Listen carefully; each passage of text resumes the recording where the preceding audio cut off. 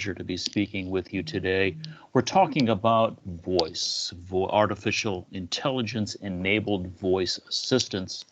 And we're entering, if you will, the coming age. This is the age of voice assistants, and it's the age in which all you have to do is say yes. Let's take a look now at maybe 30 minutes or so of some content, and then give you an idea of what we can do then following that. Again, I'm Jon Stine, and currently serving as Executive Director of the Open Voice Network, which is a nonprofit industry association based here in Portland, Oregon, and working under the wings of Linux Foundation. I've been with Intel, with Cisco, and with a company called Pendleton out of Portland, Oregon, in the retail business, and grew up in the Midwest in Indiana, and then came out of the University of Oregon. That's who I am. That's what we're working on. Let's talk about voice. Let's talk about voice assistants. Many of you may know that from Amazon Alexa or Google Home, from a voice assistant that may perhaps enable you to search names and the like on your smartphone. Perhaps there's a voice assistant in your car. It is the means of which we speak to the internet, to the world of digital devices, and that world speaks back to us. It's a combination of artificial intelligence, natural language processing, a number of other elements, but those are the two major elements.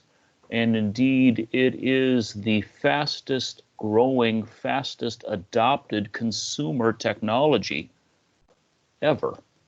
Certainly faster than the smartphone, faster than, if you will, the laptop, the fastest adopted consumer technology right now. Now, let's talk about where it is and what it is. And again, it's the big thing. You know it as Google Home. You know it as Amazon Alexa. You may know it as Samsung Bixby. Around the world, they know it as Magento or Ali Genie. It's smart speakers, it's smartphones, it's appliances, it's automobiles, it's every digital device. You talk to your TV remote, you'll be able to talk to your refrigerator, and they will talk back. You won't turn dials on an automobile anymore. You'll simply ask that channels be changed or that a certain mile per hour be adjusted for custom control. This will get us into conversational commerce. This will get us into a world in which we will talk to the internet. We'll search 25% of Google searches right now, or by voice. People call it the zero interface because we grew up as children. One of the first things we did was not touch a screen nor type on a computer. We spoke. Mama, Daddy. It's the easiest, the first thing we did. And it continues to be that which we do day in and day out to communicate with each other. And now we communicate with devices and through devices to the world, to the digital world. What's the future of this? Well, if we really take a look at over the next, let's say 5, 7, 10 years, and we take natural language processing, which can listen to your voice or to my voice and turn that into text. It can interpret the language and turn it into text. And then we take artificial intelligence, which, as you know, can learn and learn and learn. And the more it learns, the more it can predict, it can suggest, it can preempt, it can know. We are looking not just at a world of voice assistants, but we are looking at the world of a personal digital twin that is an avatar, a chatbot that knows us so well, communicates with us via voice and we with it by voice, that it can be purchasing for us, making appointments for us, managing and operating machines for us, operating smart factories for us. This is where the world now of voice assistants, again represented by your smartphone, your automobile, your Alexa, your Google Home, it's where it's going. Again, the combination of natural language processing and artificial intelligence. But right now, let's think about what it means. Just envision a conversation with a good friend, a sister or a brother. It's easy, it's convenient, you connect, you converse. The immediate future of voice assistants is about the ease and convenience of simply talking to connect. It's about making connections anywhere all over the digital world, to websites, to people, to things, to objects. In a sense, you can talk to the lights in your smart home. You talk to the operations in your car. You speak to the specific temperature you must set within a process within a factory. And then in time, as the artificial intelligence learns and learns about you and learns the context in which you operate, we then begin to enter the world of conversation, where you can speak and raise questions, and not just commands, but questions and discussions, and the machine begins to talk back. The question of how are you doing could not only be posed to a friend, it could be posed to a process within manufacturing. And the response could be, I'm doing great today, thank you. Or it could be, please take a look at X, Y, or Z. Voice assistants, the interface of today and tomorrow. It is the interface into the world of smart, connected, digital world. The primary interface to the new digital world. The primary interface to the internet, the primary interface to smart environments, the interface of data in and data out in enterprise applications and on every digital device. If you define, and again, I'm repeating myself here, but if you define voice assistants as a smart speaker, you're missing 90, 85, 80% of the opportunity and the reality that voice assistance represents. It will be the primary interface between consumers and brands. Just take a look, the number of Google Home monthly active users, Google Home voice assistants monthly active users, as of the January, beginning of this year, more than 500 million. The number of voice assistants expected worldwide in 2023, 8 billion. This is not just a small thing. And then take a look at the right. You're aware of the Chinese special shopping day, 11/11. It's Singles Day. It's when single individuals buy for themselves and for their friends and their loved ones and their partners. It's a huge shopping day, and Alibaba, the great Chinese internet merchant, does an incredible job on Singles Day. Keep an eye on it here coming up this next November.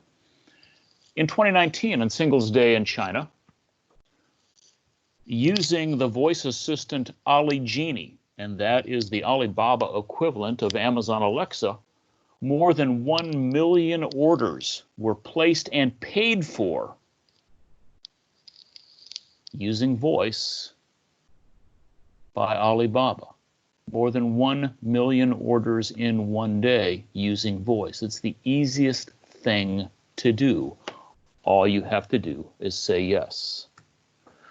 Now, where are the devices? And this is today, and this is as of January 2020, so just a few months ago.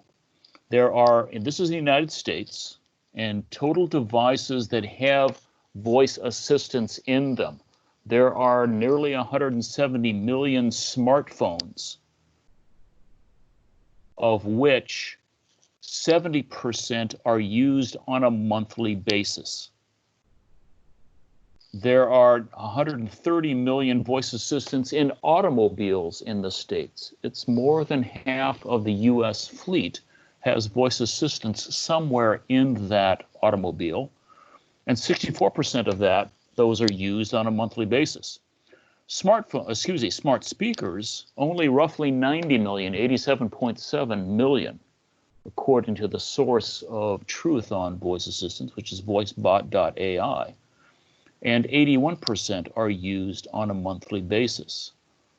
All told, a substantial number of Americans use voice assistants monthly, oftentimes for simple things, oftentimes for just you give a command and there a response back. Music is played, children are entertained, the weather, the time, the traffic are all told. But this is something that is growing and growing rapidly. Now, in the future, voice will be reaching out to all global websites. Websites around the world will be voice enabled. Now, that will be 1.73 billion as of the fourth quarter in 2019. Gives you an idea of how far you'll be able to reach voice. And voice will be reaching all global connected devices. That's more than 26 billion worldwide, including those in smart factories. Voice reaching, connecting, conversing with the digital world. Now, one thing to keep in mind as we think about what voice can and can't do. You can speak on average, we humans on average can speak 3 times faster than we can type. We can speak at about 140 words per minute. We can type on average, those who took typing class, at roughly 40 words per minute. Voice is a marvelous input mechanism, marvelous input interface. Think of the times when you're filling in forms, how easier and faster it would be to simply speak to those forms. Well, the companies like Salesforce and Oracle and others will be enabling their enterprise applications to be able to speak the data into the forms as opposed to have to go somewhere, sit down, open a laptop, and type it in. On the other hand, however, most humans can read and comprehend 2 times faster than they can listen. So when data comes back out, when choices are being made, it's generally better in the design of a voice interface to be able to see a screen. Think shopping, for instance, or think making decisions within a smart factory. You may want that information quickly shown on a screen, and then your choices then you make via voice. Again, output visual, input voice. Our future in voice will be what the voice developers call multimodal. And again, it's based upon this 3x, 2x reality. Faster input, slightly slower output. The voice of the future used throughout the digital world most likely will be, we will speak to data in, we will receive and see data outputs, and then respond to them. Now, looking ahead at the future of conversational AI, this is a little difficult. Follow with me here on this slide, and we're looking at slide 14. We are right now in what a leading voice designer would call level 2, and that is where voice can answer frequently asked questions. That's what really Alexa and Google Home and others, for the vast majority of users and humans, that's what voice can now do, but that's not what voice will be doing in the future. Take a look at the path. Within 2 years, we move to level 3, then level 4, and level 4 and level 5, but especially level 4 is where it gets very interesting. We're not that far away from that personalized digital twin that I was speaking of a moment ago. We're not that far away from that combination of natural language processing and artificial intelligence, in which data comes in via voice and AI. There is enough learning, enough data to enable a contextualized understanding of what you are saying and a response based upon your interests, your needs, precedent, and the general overall context, the weather, the time of day, the traffic on the streets. 3 to 5 years away, 2025, 2024, 2026, somewhere in there. We move from the current FAQs, frequently asked questions, into the time and the day of personalized assistance. Keep in mind, you manufacturing students, keep in mind that it takes 18 to 24 months generally for a major IT implementation to be rolled out from the first whiteboarding session until the actual operational procedural implementation that covers not only technology, but people and process. If it takes 24 months, 18 to 24 months, and if the reality of personalized assistance will be hitting us in 2024, 2025, that means we have here at the midpoint of 2020 only about 18 months to be making those plans. If indeed we haven't yet begun to think about voice and where voice interfaces will bring greater operational efficiencies and greater overall enterprise value, we're behind the game already. Now, I want you to think, let's take a visit to Sonoma Valley. Let's take a visit to California right now.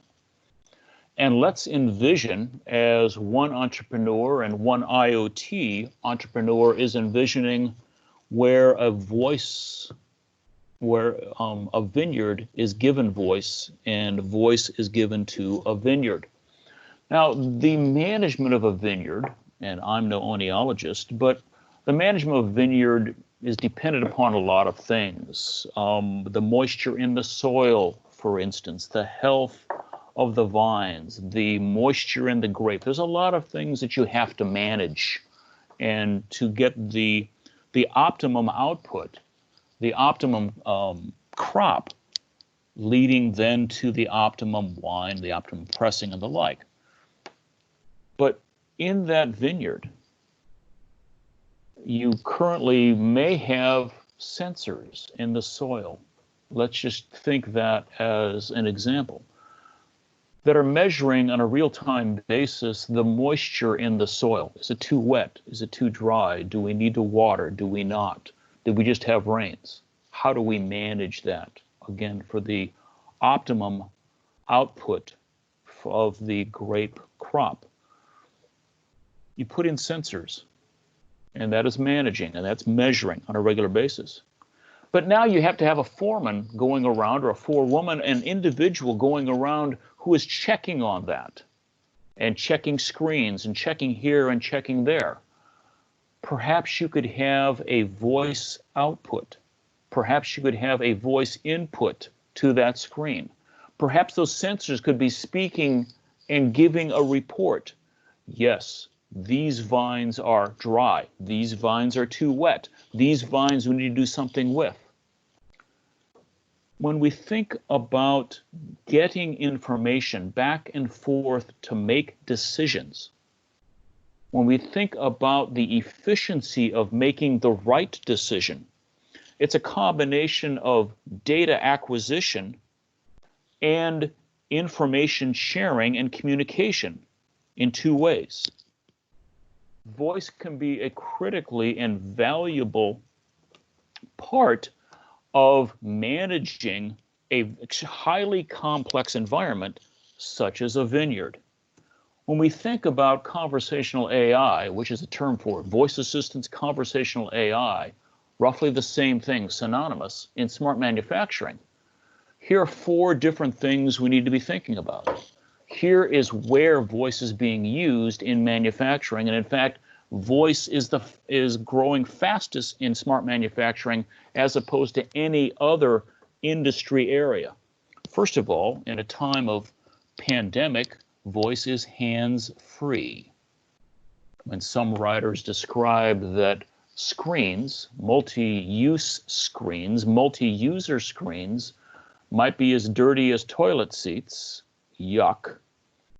The idea of data input and data output via voice in a time of pandemic is rather a good thing.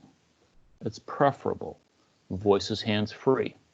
Second, in a hands-free environment, it becomes very valuable to have task management via voice, where a task to pick an order, to move product around, working within a warehouse, for instance, where the task is given to the worker by voice in some kind of a wearable or hearable, and then the worker then says, yes, the task is completed.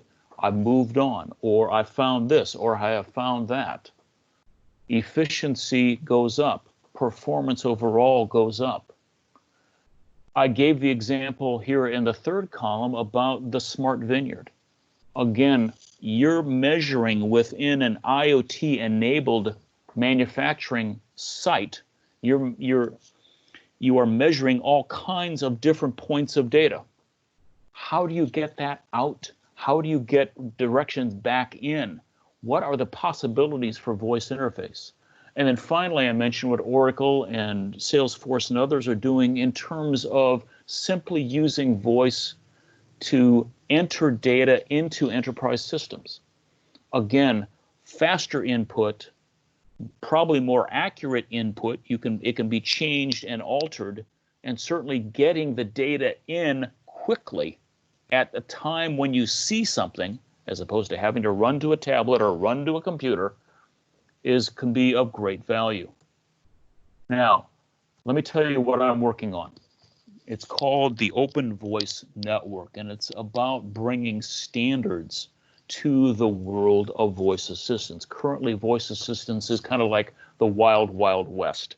There are no standards for nearly any type of thing, such as privacy, such as the use of data, such as the fact that voice is a biometric identifier. I can tell with 98% accuracy, according to the FBI, who you are through your voice. It's a biomarker.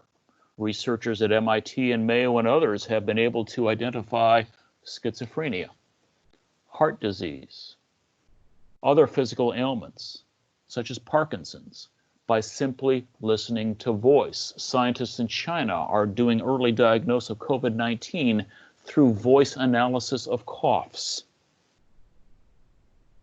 Biometric, biomarker.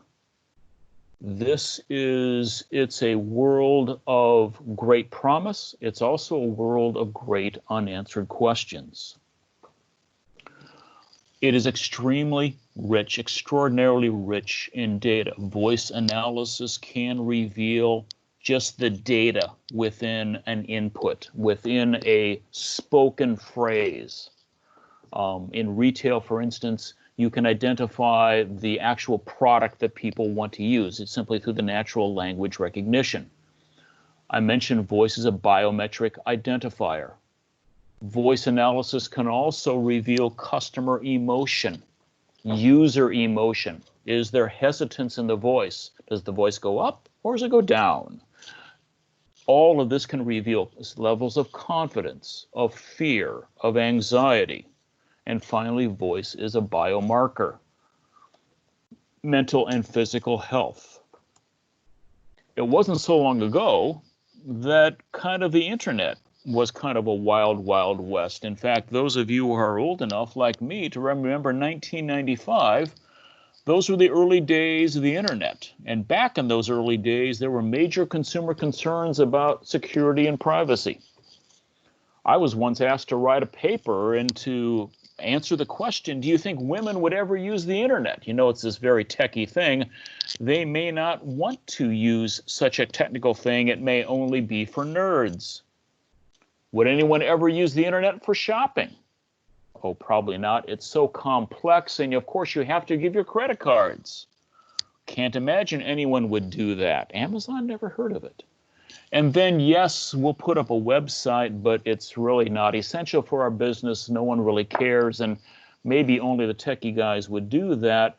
To a degree, we have the same thing for voice right now.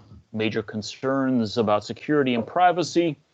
You know, some people would say the non-geeks will never use it. Oh, heavens, would anyone shop with it? Well, probably not, unless you're in your home, sheltered in place. You have a device in your kitchen that's connected directly to a retailer, and you may want to be able to say just to that smart speaker and to say, please ship last week's order. I need milk. I need eggs. I need pasta. I need flour. I need the kids' cereal. I need dog food. You know what I need. Please just ship it to me. That's happening already. And yes, some people are saying we'll put up a voice skill and maybe that will answer a few questions, but it's not essential to our business. We're in the early days of voice, much as we were in 1995, the early days of the internet. We're facing a trust gap in terms of the usage of voice. There are major concerns from users, and not just consumers, but enterprise decision makers, from marketers, from media, from those who are designing the smart factories of today and tomorrow. Is the data safe and secure? Will platforms, the big proprietary platforms, will they claim my commercial data? Will they claim my customers? Will the voice be able to understand me if I don't speak like a Cincinnati TV announcer? If I am of a different ethnicity, if I am a woman, if I have speech challenges, will it be able to understand me? I should have the same right to be understood. Will it create value for my business? Will I feel stupid when I try and use it?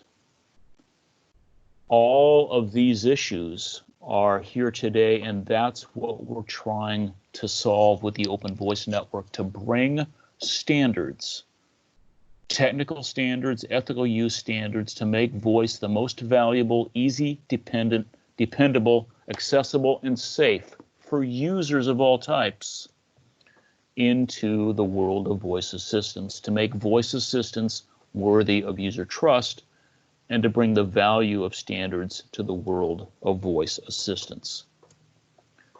This is what is our motto here, voice assistants worthy of user trust. I'm on slide 26. To create and deliver the value of industry-developed standards and usage guidance to the world of voice assistants. We're sponsoring and developing research. We're driving industry awareness. We're talking with regulators in Washington and Brussels. This is an exciting future. This is in a future that needs to be made trustworthy so that it brings the most value to the most users. I'm going to skip over this, and for more information, you can contact me directly. I'm Jon Stine. I'm Portland, Oregon. Jon Stine at the openvoicenetwork.org. I look forward to connecting with you, and thank you for this opportunity. Thank you. Mary? Jon, thank you so much. That was really informative and interesting, as usual. And thank you for taking the time to record it for us and share your insight. Certainly very interesting and forward viewing. So we appreciate your partnership and your investment of your time, energy, and knowledge in the CSI. And we hope to feature more deeper information on this topic as part of a workshop that we'll offer at some point in our curriculum stream at some in the future. So thank you, Jon. Appreciate it. Mary, my pleasure. Thank you so much. All right. Charles, over to you. Yes. So thank you, everyone. That was today's webinar session on the coming age of voice. All you do is say yes with Jon Stine from the Open Voice Network. I would like to invite all of you to join us next week when Dr. Marcia Silva from the Water Technology Accelerator on UWM's campus will join us to discuss how research in the area of water and sensoring will have an effect on manufacturing in the future as well as give us an update on what the Water Technology Accelerator has been up to. Thank you for joining us, and we'll see you all next week.